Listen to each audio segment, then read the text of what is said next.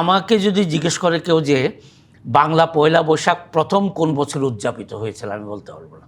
আমার মনে হয় যে এটা শুধু বিচ্ছিন্নভাবে না দেখে আমরা যদি পুরো ঘটনাটা দেখি, আমার যেটা মনে হয় যে যেটা নিয়ে আমরা তর্ক করছি এটার নাম মঙ্গল হবে না কল্যাণ হবে। এখন আমি যদি বলি আপনার মঙ্গল হোক, আমি যদি বলি আপনার কল্যাণ হোক, আমি যদি বলি আপনার জন্য আমি দোয়া করছি, এগুলির মধ্যে তো আমার ভাবের দিক থেকে আমি কোনো সমস্যা দেখি না। সুতরাং নাম কি দেওয়া হলো, তার তাৎপর্য কোথায়?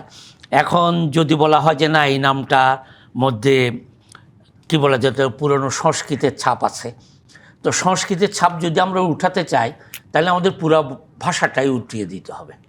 মোহাম্মদ শহীদুল্লাহর একটা ঘটনা বলি। তিনি করাচিতে, তাকে নিয়ে যাওয়া হয়েছিল উর্দু সাহিত্যের ইতিহাস এবং উর্দু শব্দের ব্যুৎপত্তি নির্ণয়ের জন্য। তা আমাদের আরেকজন অধ্যাপক রফিকুল ইসলাম, আমাদের শিক্ষক, তার কাছে গল্পটা শুনেছি। তিনি গিয়ে বলছেন যে স্যার আপনি এসে এই উর্দু শব্দ ঘাটাঘাটি করছেন।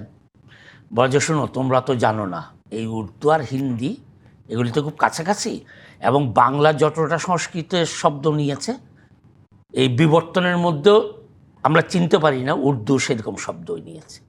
তা আমরা শব্দটার মূল কি এই যদি খুঁজতে যাই তাইলে তো আসলে এটা একটা অর্থহীন বিতর্ক। তাইলে তো এরকম শব্দ অনেক অনেক আছে।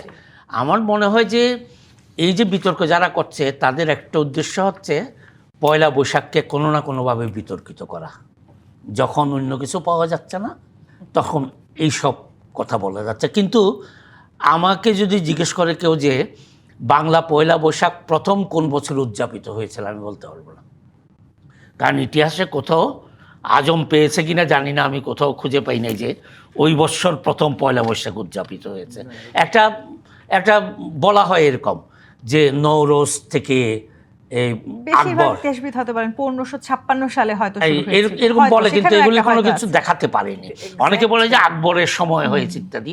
নওরোজ আসলে মোহাম্মদ এনামুল হকের একটা লেখাতে আছে যে নওরোজ আসলে প্রথম নিয়ে এসেছিলেন হুমায়ুন, মানে আকবর তো পারস্য যাননি, হুমায়ুন বাবর এসে ফেরত চলে গিয়েছেন, হুমায়ুন এসে তিনি নিয়ে এসেছিলেন। কিন্তু এনামুল হক সাহেব বলছেন যে আমাদের এখানে 200-র বেশি সার্ভিস ও ফিচারে লেনদেনের সব বিকাশ অ্যাপে সম্ভব।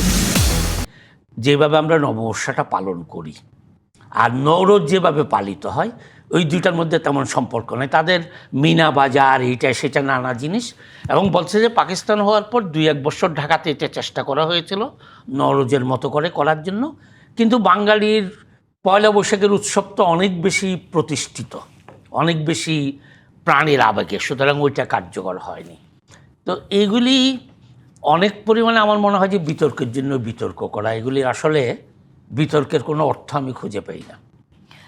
রাজনৈতিক ইস্যুতে পরিণত করারও এক ধরনের প্রচেষ্টা দেখেছি আমরা। এমনকি যেটি একটু বলছিলেন মনির ইউসুফ মিমি, যে একটা সময় গেছে মাঝে কয়েক বছর যে আমরা আসলে এক ধরনের ভীত সন্তুষ্ট থাকতে হচ্ছে আমাদেরকে, আমরা এই অনুষ্ঠানে যাব কিনা। কিংবা আজকে যেটি বললেন অধ্যাপক আজম, এত পরিমাণ মানুষ, এই অনুষ্ঠানে একটাই শুরু হওয়ার কথা ছিল, সেখানে সকাল 8টা থেকে আপনি লোকজনের ভিড় হতে দেখেছেন।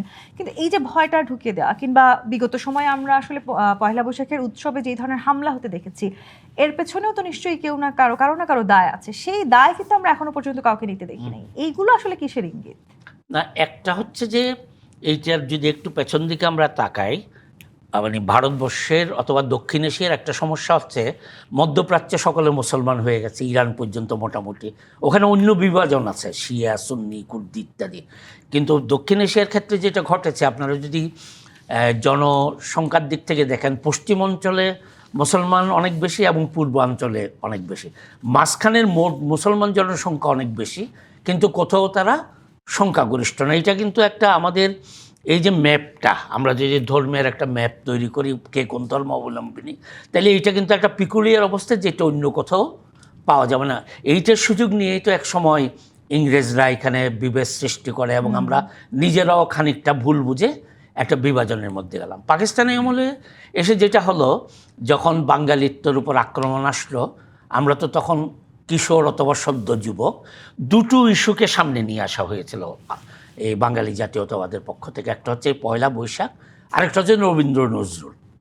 এখন পয়লা বৈশাখের ক্ষেত্রে একেবারেই একটা পরস্পর বিরোধী অবস্থান। রবীন্দ্রনাথের ব্যাপারে একেবারেই পরস্পর বিরুদ্ধে অবস্থা। নজরুলের ক্ষেত্রে আবার একটা অদ্ভুত ব্যাপার ঘটেছিল, সেটা হচ্ছে নজরুলের যে অসাম্প্রদায়িক চেতনা, তার মানবতা, এইটাকে যারা গণতন্ত্র মনা, যারা মানবতাবাদী, তারা এটাকে উঁচুতে ধরার চেষ্টা করতেন। আবার তার বিরুদ্ধে যারা, তারা নজরুলেরও ইসলামী কবিতা ইত্যাদি ইত্যাদি তার মানে করে। আসলে কোথাও না কোথাও গিয়ে বারবার পয়লা বৈশাখকে আঘাত সইতে হয়েছে কিনা অধ্যাপক মোহাম্মদ আজম, সেই আঘাতটাও তো আমরা কাটিয়ে উঠতে পেরেছি। আপনি